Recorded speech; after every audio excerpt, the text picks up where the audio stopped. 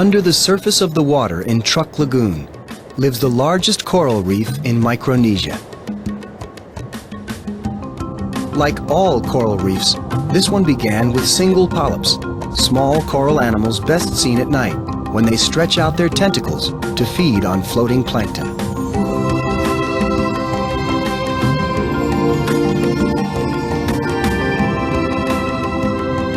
Polyps attach themselves to hard surfaces and excrete a cup-like skeleton for a home.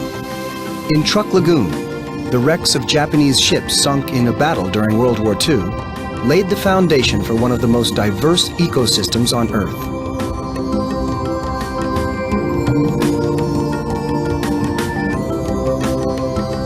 This blue chromis fish lives in a gun barrel.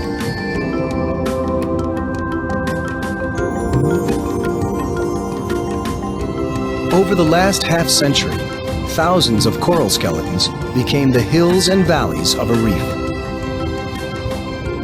Other animals move into the reef seeking food and shelter.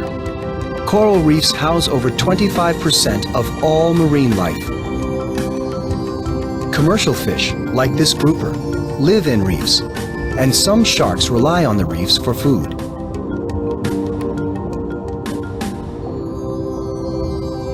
Coral reefs help protect other habitats too. Truk Lagoon's reef serves as a buffer for coastal mangrove forests. Sand roughed away from the reef makes soil for the roots of the mangrove trees. In return, mangroves filter sediment from the land and make great foraging habitat for reef creatures. Mud skippers are fish that live in and out of the water. Reinforced forefins make workable arms, and mud skippers elbow their way between watering holes exposed at low tides. Bulging gill pouches allow them to breathe out of water.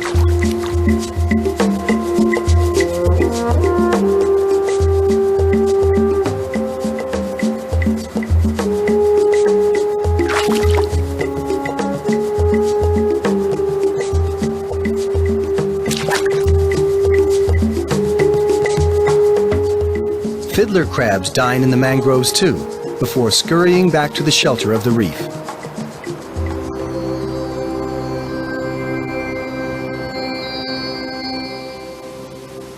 Like all the Earth's ecosystems, coral reefs have suffered from human activities. Dredging and filling for land development, like runways, have hurt some reefs.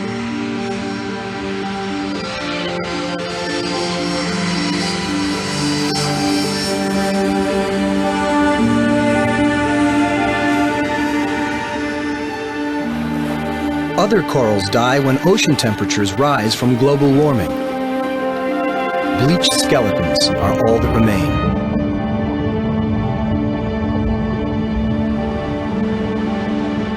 Although coral reefs cover a tiny fraction of the ocean, they are the rainforests of the sea. Diverse, fragile, vital.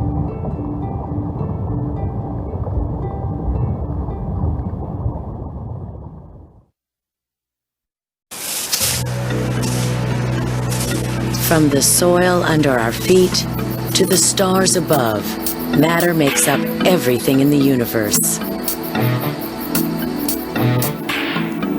Matter comes in 4 states: solids, liquids, gas, or plasma. In solids, molecules are tightly packed and maintain their shape. Add energy, like heat, and the molecules begin to separate and melt into a shapeless liquid. More energy, and matter turns into gas. Superheated gas becomes plasma, the 4th state of matter, where electrons tear away from their atomic nucleus and float freely around it.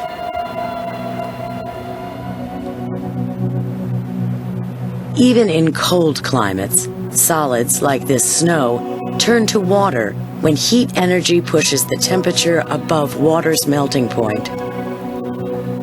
Liquids can't hold solid shapes, but they do have volume and move to fill the space available, even space as big as oceans. While it's obvious that ice melts, even rock solids melt when they're subjected to enough energy. Rocks melted by the heat and pressure deep in the earth erupt from volcanoes as liquid magma and lava.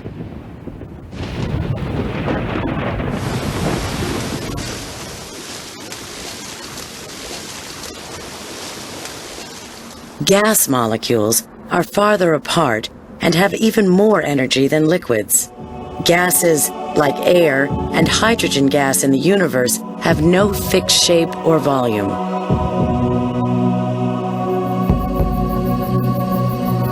Superheated gases in the universe are plasma. Plasma makes up more than 99% of our visible universe. Its electrically charged particles are the stuff of stars.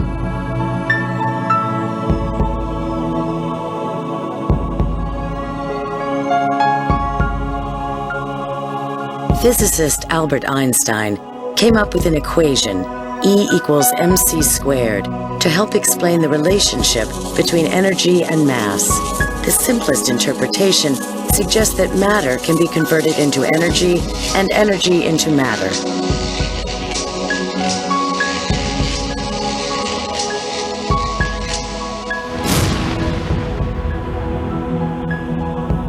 The theory helps explain the curious beginning of the universe when an enormous amount of energy became matter. All right, we're on target, Phil. No matter what state matter's in, it demonstrates the property of inertia. This natural law means that matter doesn't change unless it's made to by some outside force.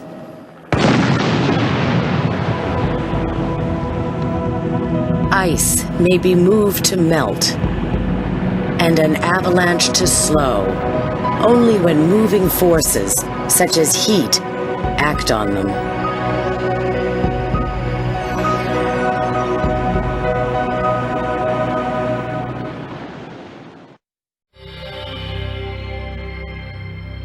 Ever wonder why stars are so bright, or how the sun produces so much heat and light?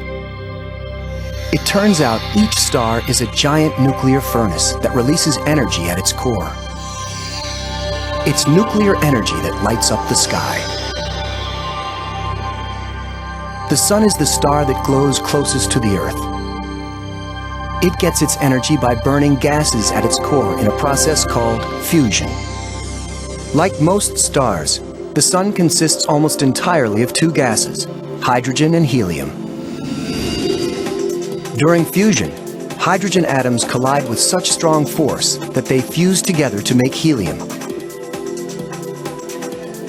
Each second, 600 million tons of hydrogen convert into 596 million tons of helium.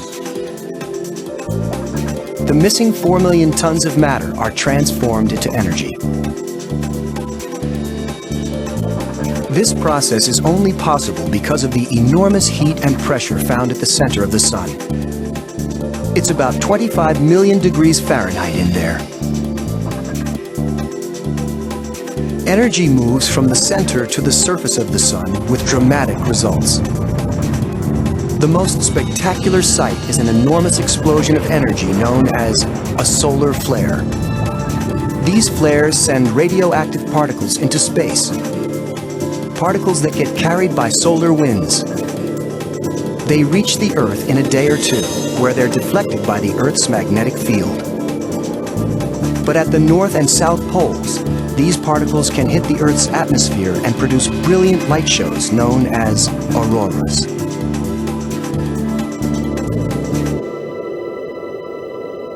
While not everyone has a chance to see an aurora, all of us certainly experience the sun's energy each day. At 93 million miles away, we are far enough removed from this star to enjoy the benefits of its heat and light. During photosynthesis, plants collect energy from the sun's light and use it to make food. Like every star, someday the sun will run out of the gases that fuel it and gradually fade away. Astronomers believe the sun is more than 4 billion years old, and has already burnt up about half of the hydrogen at its core. But no need to worry. It still has about 5 billion more years to go. The nuclear energy that powers every star seems almost inexhaustible, and for that reason, scientists would like to find a way to generate it on Earth. But that's a tall order. It requires them to duplicate and control the same conditions found at the center of the Sun. Scientists are working on ways to do just that.